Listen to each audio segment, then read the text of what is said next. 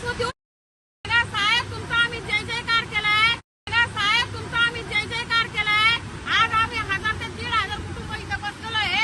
आमच्या कुटुंबाचा काय विचार केला का? कलेक्टर आला ऑर्डर देऊन मोकळा झाला, पण जो मरणार आहे त्याच्या मरणाने मला वॉटर बोलला। हे इथं आम्ही सगळे गाववाले लोक इथल्या लोकांचं संरक्षण करत होतो। आज आम्ही सगळे दुकानं बंद केले, आमचे दुकानं बघा सगळे बरबाद केले। आम्ही दुकानं तर बंद करू, घरी जाऊ, भिका मागू, खाऊ कसं? पण मला सांगा इथं येणारे कुटुंब मरणार नाहीत का? आता इथून पुढे येणार का? तुम्ही त्या शाश्वत देऊ शकता का?